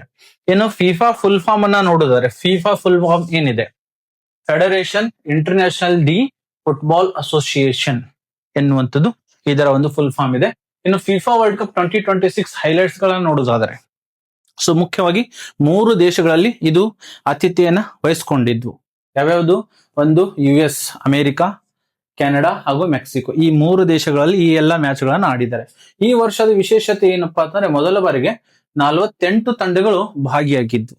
ಈ ಹಿಂದೆ 2022ರಲ್ಲಿ 32 ತಂಡಗಳು ಭಾಗಿಯಾಗಿದ್ವು. ಮೇ ಬಿ ಐ ಥಿಂಕ್ 32 ತಂಡಗಳು ಭಾಗಿಯಾಗಿದ್ವು. ಆದ್ರೆ ಈ ಬಾರಿಗೆ 48 ತಂಡಗಳು ಭಾಗಿಯಾಗಿದ್ವು. ಇದರ ಮಾಹಿತಿ 2026 ನೋಡೋದಾದ್ರೆ ಆರಂಭ ಯಾವಾಗ ಆಗಿತ್ತು ಅಂದ್ರೆ 11th of June 2026ಗೆ ಇದು ಆರಂಭ ಆಗಿತ್ತು. ಅದೇ ತರ ಫೈನಲ್ ಕೂಡ ಆಗಿ ಹೋಗಿದೆ. ಜುಲೈ 2026ಕ್ಕೆ ಇದು ಫೈನಲ್ ಕೂಡ ಆಗಿದೆ. ಒಟ್ಟು 104 ಪಂದ್ಯಗಳನ್ನ ಆಡಿದ್ದಾರೆ. ಇದು ಮೋಸ್ಟ್ ಇಂಪಾರ್ಟೆಂಟ್ ನೋಡಿ. ಇಲ್ಲಿಂದ ನಿಮಗೆ ಪ್ರಶ್ನೆಗಳು ಬರುವಂತ ಚಾನ್ಸಸ್ ಇದೆ, ಇಲ್ಲಿಂದನೂ ಕೂಡ ಪ್ರಶ್ನೆಗಳು ಬರುವಂತ ಚಾನ್ಸಸ್ ಇದೆ. ಆತಿಥ್ಯ ಯಾವೆಲ್ಲ ದೇಶ ವಹಿಸಿಕೊಂಡಿದ್ದು, ಯಾವಾಗ ಸ್ಟಾರ್ಟ್ ಆಯ್ತು, ಫೈನಲ್ ಯಾವಾಗ ನಡೀತು, ತದನಂತರ ಎಷ್ಟು ಪಂದ್ಯಗಳನ್ನ ಆಡಿದ್ರು, ಫೈನಲ್ ಯಾರ್ಯಾರು ನಡೆಯುತ್ತೆ ಅನ್ನುವಂಥದ್ದು. Yes, FIFA World Cup final MetLife ಮೆಟ್ ಲೈಫ್ ಸ್ಟೇಷನ್, ಯಾವುದು? MetLife, New Jersey, US, ಅಮೆರಿಕಾದಲ್ಲಿ ನ್ಯೂ ಜರ್ಸಿ, USA ಅಲ್ಲಿ. ಯಾವ ಸ್ಟೇಡಿಯಂ ಹೆಸರೇನು? Meta life stadium. ಸ್ಟೇಡಿಯಂ ಹೆಸರನ್ನು ಸಹಿತ ನಿಮಗೆ ಪರೀಕ್ಷೆಯಲ್ಲಿ ಕೇಳಬಹುದು. ಮೆಟಾ ಲೈಫ್ ಸ್ಟೇಡಿಯಂ ಅಲ್ಲಿ ಈ ಒಂದು ಫೈನಲ್, ಅದು ಎಲ್ಲಿ? ನ್ಯೂ ಜರ್ಸಿ, USA ಅಲ್ಲಿ ಜರುಗಿತ್ತು. ಯಾರ್ಯಾರ ನಡುವೆ ಇತ್ತು ಫೈನಲ್ ಮ್ಯಾಚ್? ಸ್ಪೇನ್ ಹಾಗೂ ಅರ್ಜೆಂಟೀನಾ. ಯಾವುದು? ಸ್ಪೇನ್ ಹಾಗೂ ಅರ್ಜೆಂಟೀನಾ. ಇದು ಕೂಡ ಇಂಪಾರ್ಟೆಂಟ್ ಆಗಿರುವಂತದ್ದು. ಅಲ್ಲಿ ಇದನ್ನ ಈ ತಂಡಗಳ ನಡುವೆ ಫೈನಲ್ ಪಂದ್ಯ ನಡೀತು. ಸೊ ಎಸ್, ಇದಕ್ಕೆ ಸಂಬಂಧಿಸಿದಂತೆ ಒಂದಿಷ್ಟು ಪ್ರಶ್ನೆಗಳು ನೋಡೋಣ. ಫಿಫಾ ವರ್ಲ್ಡ್ ಕಪ್ 2026ರ ಆತಿಥ್ಯ ವಹಿಸಿರುವ ರಾಷ್ಟ್ರಗಳು ಯಾವುವು ಎನ್ನುವಂಥದ್ದು. ಇಲ್ಲಿ ಮ್ಯಾಚ್ ದ ಫಾಲೋವಿಂಗ್ಸ್ ಅಲ್ಲಿನೂ ಕೂಡ ನಿಮಗೆ ಇಲ್ಲಿ ಕೇಳಬಹುದು ನೀವು, ಸರಿನಾ? ಸೊ ಆಪ್ಷನ್ ನೋಡಿದ್ರೆ USA, ಇಂಗ್ಲೆಂಡ್ ಅಂಡ್ ಕೆನಡಾ ಅಂತ ಇದೆ. Option B USA, Canada and Mexico ಅಂತ ಇದೆ. Option C Brazil, Mexico and Canada ಅಂತ ಇದೆ. Option D USA, Argentina and Mexico ಅಂತ ಇದೆ. ಬೇಗನೆ ಕಮೆಂಟ್ ಮಾಡಿ ನೋಡೋಣ. ಆತಿಥ್ಯವನ್ನು ವಹಿಸಿಕೊಂಡಿರುವಂತಹ ರಾಷ್ಟ್ರಗಳು ಯಾವ್ದಿತ್ತು ಫಿಫಾ 2026ಗೆ? Yes, option B USA, Canada ಹಾಗೂ ಮೆಕ್ಸಿಕೋ. ಇದನ್ನ ತಾವು ನೆನಪಿಟ್ಕೊಳ್ಳಲೇಬೇಕಾಗಿರುವಂತ. ನೆಕ್ಸ್ಟ್ ಪ್ರಶ್ನೆ ನೋಡೋಣ. ಫಿಫಾ ವರ್ಲ್ಡ್ ಕಪ್ 2026ರಲ್ಲಿ ಎಷ್ಟು ತಂಡಗಳು ಭಾಗಿಯಾಗಿದ್ವು ಎನ್ನುವಂಥದ್ದು. ಸಣ್ಣ ಅತಿ ಹೆಚ್ಚಿಗೆ ಫಿಫಾ ವರ್ಲ್ಡ್ ಕಪ್ ಇತಿಹಾಸದಲ್ಲಿ ಅತಿ ಹೆಚ್ಚಿಗೆ ಈ ವರ್ಷ ತಂಡಗಳು ಭಾಗವಹಿಸಿದ್ದು 24, 32, 40 ಅಂಡ್ 48. ಎಸ್, ಬೇಗ ಕಮೆಂಟ್ ಮಾಡಿ. ಜಸ್ಟ್ ನಾನು ಇವಾಗ ಹೇಳಿದ್ರೆ ಎಷ್ಟು? 48. ಇದು ಎಷ್ಟರಲ್ಲಿ? 2026ರಲ್ಲಿ 32 ತಂಡಗಳು. ಹೋದ ವರ್ಷ 4 ವರ್ಷದ ಹಿಂದೆ 2022ದಲ್ಲಿ 32 ತಂಡಗಳು ಭಾಗವಹಿಸಿದ್ದು. ಇವಾಗ 48 ತಂಡಗಳು ಭಾಗವಹಿಸಿದ್ದಾವೆ. ನೆಕ್ಸ್ಟ್, ಫಿಫಾ ಮುಖ್ಯ ಕಚೇರಿ ಎಲ್ಲಿದೆ? ಎಸ್, ಆನ್ಸರ್ ಮಾಡಿ ನೋಡೋಣ. ಬೇಗ ಕಮೆಂಟ್ ಅನ್ನು ಮಾಡಿ. Option A London, option B Paris, option C Zurich, option D Rome ಎನ್ನುವಂತ. ಎಸ್, ಸರಿಯಾಗಿರುವಂತ ಉತ್ತರ ಝೂರಿಕ್. ಇದು ಎಲ್ಲಿದೆ? ಸ್ವಿಟ್ಜರ್ಲ್ಯಾಂಡ್ ಅಲ್ಲಿ ಇದೆ.